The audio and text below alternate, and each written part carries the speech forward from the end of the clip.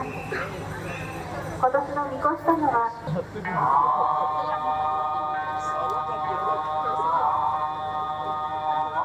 Halo, selamat datang di Darko Zero. Nah, di video kali ini kita akan ngebahas sebuah budaya, ya, perayaan. Atau lebih tepatnya itu kita akan ngebahas festival dunia lah ya.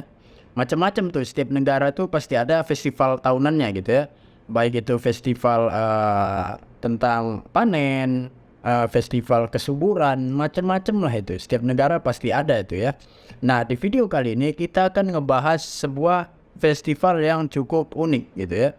Salah satu festival kesuburan yang memang bagi kita ya, festival kesuburan yang cukup nyeleneh gitu. Jadi kita akan ngebahas salah satu festival kesuburan yang cukup unik, yaitu festival festival penis yang ada di Jepang gitu ya. Bagaimana festivalnya, bagaimana asal muasalnya ya.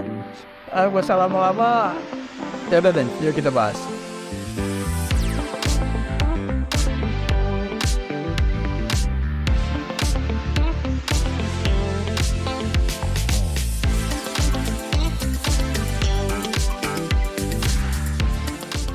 Nah, festival ini setiap tahun diadakan di negeri Jepang, di negeri Sakura ya, setiap tahunnya, yaitu pada tepatnya pada hari Minggu pertama di bulan April ya. Dan ini merupakan salah satu festival yang memang menjadi objek wisatawan untuk datang ke sana. Karena wajar, kalau kita ngomongin Jepang, kita ngomongin negeri Sakura, banyak hal-hal yang unik tuh, yang memang cukup enak tuh untuk kita bahas di sana. Macam-macam, ada hotel Love Hotel, ada apa lagi ya, rumah makan yang menyediakan tempat atau wadah makannya itu berbentuk toilet, macam lah itu ya.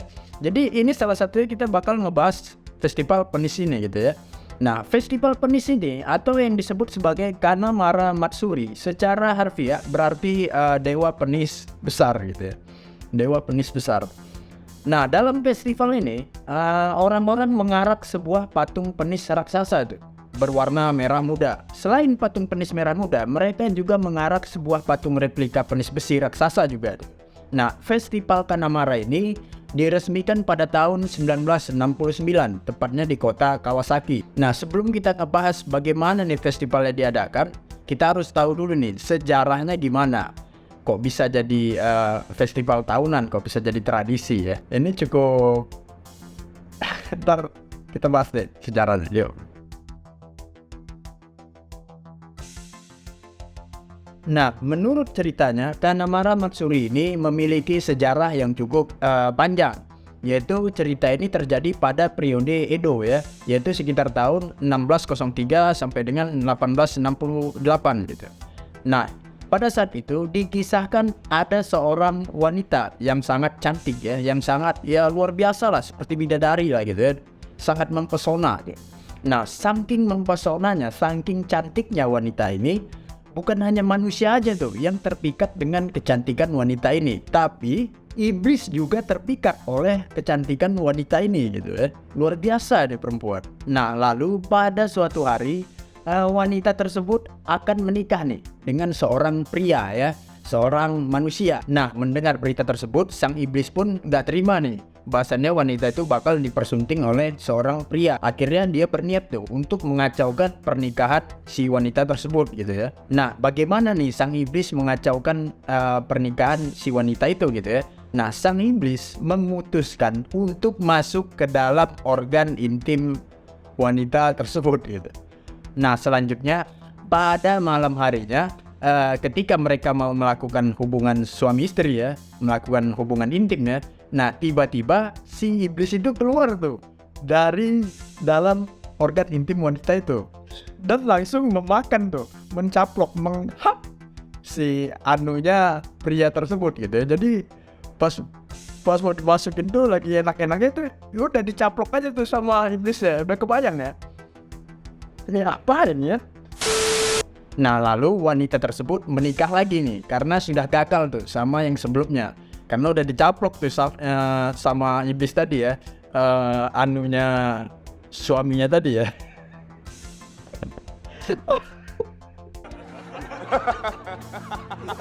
Nah, mirisnya adalah, nah ketika ia telah menikah untuk kedua kalinya dengan orang yang lain gitu ya. Nah, terjadi lagi tuh kejadian yang pernah menimpa dia dulu gitu ya. Pada saat mereka mau melakukan hubungan intim, ternyata iblisnya masih ada tuh di dalam organ intim wanita tersebut.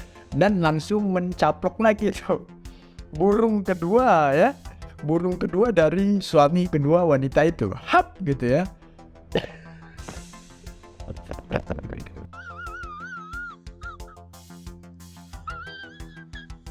Nah, singkat cerita, ia pun nggak tahu lagi nih harus gimana. Dan akhirnya ada nih seorang pemuda pandai besi ya, yang menemukan sebuah cara untuk mengusir iblis tersebut, yaitu agar tidak mengganggu kehidupan wanita itu gitu ya. Nah, bagaimana nih caranya? Akhirnya si pandai besi itu membuat Mr. P nih, membuat burung buatan nih yang terbuat dari besi gitu ya. Jadi mencoba dimanipulasi nih si iblis itu gitu ya. Nah, lalu pada malam pertama, burung buatan tersebut yang dibuat oleh pandai besi itu ya, akhirnya diumpankan nih agar si iblis itu bisa keluar nih dari organ intim wanita itu gitu ya. Nah, ketika iblis itu keluar, akhirnya iblis itu termanipulasi, tertipu. Dia langsung memakan burung buatan tersebut yang dibuat dari baja tadi, besi tadi gitu ya. Langsung dicaplok tuh. Hup. Yalah, ini kok lain nih rasanya kok. Merasa tertipu, merasa dibodohin, sang iblis pun pergi gitu ya, karena merasa dipermalukan gitu. Nah, semenjak kejadian itu, iblis itu pun nggak kembali lagi, nggak ada lagi itu keluar dari organ intim wanita tersebut. Lalu ya sang wanita juga akhirnya hidup bahagia setelah ditolong oleh si pandai besi itu gitu. Itu sih sejarahnya ya, menurut Station of Japan. Nah, pada tahun 1980-an, para penyembah mulai datang tuh dengan harapan ya bisa terhindar dari AIDS gitu ya. Saat itulah popularitas festival ini mulai menyebar nih ke luar kota lokal gitu ya. Jadi udah menyebar nih kemana-mana ya. Nah, gimana nih bentuk festivalnya? Nah, salah satu bentuk festivalnya adalah Kanamara Matsuri ini, yaitu mengarak-arak sebuah patung penis raksasa tadi, yaitu lelaki yang mengaraknya pun harus berpakaian seperti perempuan gitu. Nah, Matsuri ini dimaksudkan untuk meminta kemakmuran dalam menjalankan usaha, kemudahan mendapatkan jodoh, dan membentuk keluarga yang harmonis. Festival ini juga dirayakan di kuil Shinto ya, tepatnya di kuil Shinto Kanayama. Nah, kuil Kanayama sendiri didedikasikan bagi sepasang dewa nih yang bernama Kanayama Hinokami dan Kanayama Hime no Kami gitu ya. Nah, kuil Kanayama juga telah selesai direstorasi nih pada tahun 1999 dan menjadi bangunan non-ortodoks dengan patung penis di depannya. Nah, festival ini terkenal dengan mikoshi. Mikoshi itu kuil ya, yaitu kuil portable yang berbentuk penis nih dan dibawa oleh para ya peserta nih dalam arak-arakan festival tersebut gitu.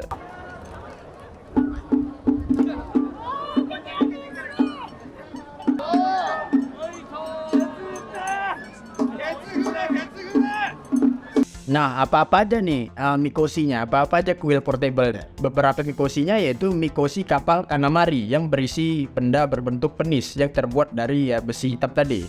Jadi menurut sejarahnya tadi itu ya, besi yang dibuat pandai besi tadi ya. Mikosi kedua adalah mikosi Elizabeth, yaitu patung penis raksasa yang berwarna merah muda dan merupakan salah satu simbol festival Kanamara Matsuri ini. Nah, yang ketiga adalah mikosi tertua, yaitu Kanamara Omikoshi, yaitu terbuat dari kayu.